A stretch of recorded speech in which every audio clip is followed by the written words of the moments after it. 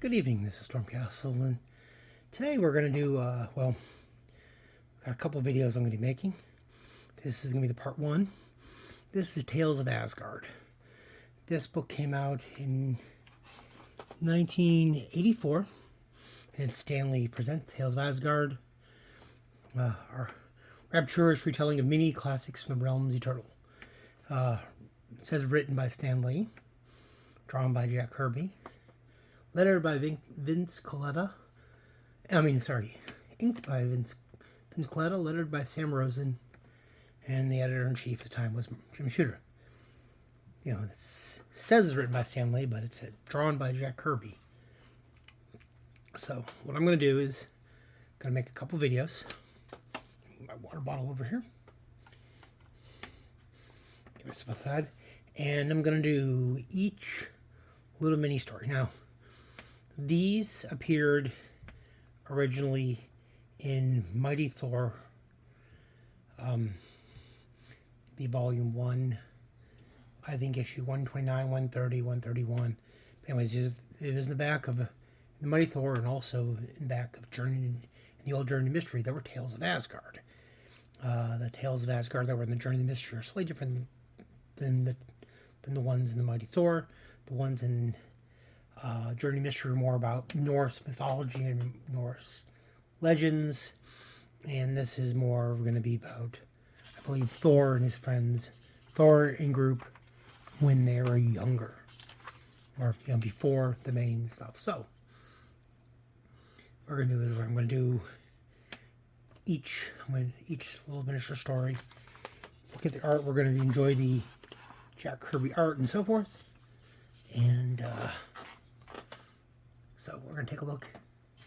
Starting here, with part one is Tales of Asgard, home of the mighty gods, the hordes of Harrowkin.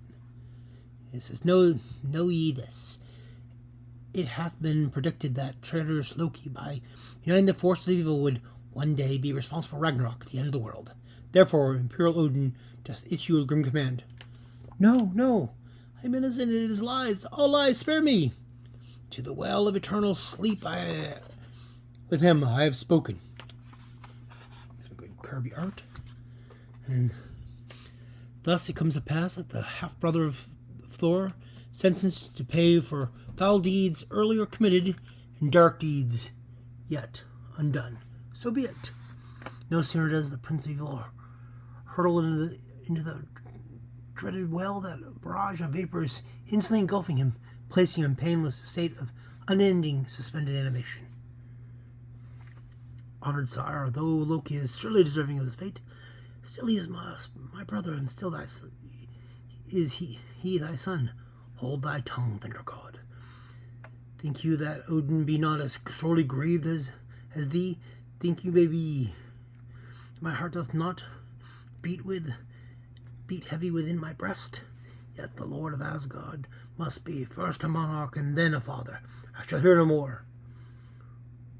For long, poignant moments, an omnipotent Odin covers his regal face with a battle-weary hand. A heavy, somber silence fills with the great chamber, the silence of a father weeping without tears. What's really interesting is, in the early bits of the Journey to Mystery, when they were just starting the book, Asgard looks so much different. A lot of it's outside, outdoors, and now it's much more detailed. This would be 50-something issues later. Next one.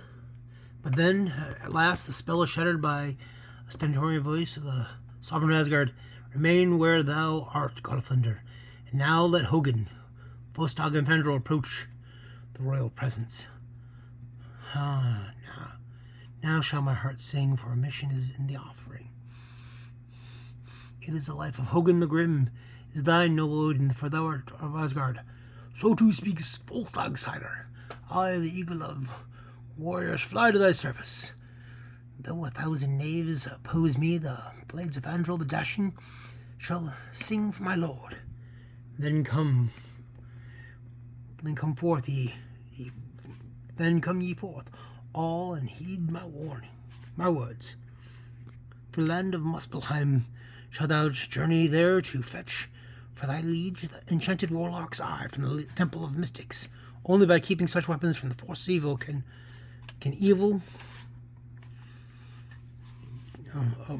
the day of Ragnarok be postponed. Then get thee hence, my warriors. May the eyes of Asgard be ever upon thee. But as Odin speaks, calamity has already struck.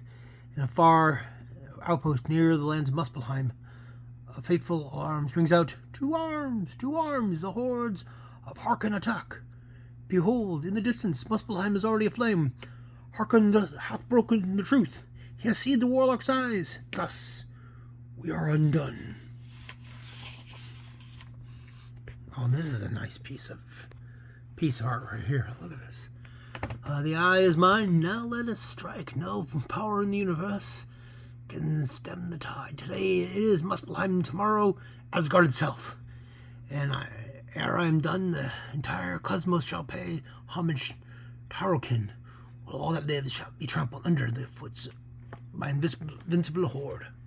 That is a big horde. I mean, that is a great piece of art right there, I must say. Sorry. And then it says, we have, now shall the warlock sire conquer the final helpless outpost.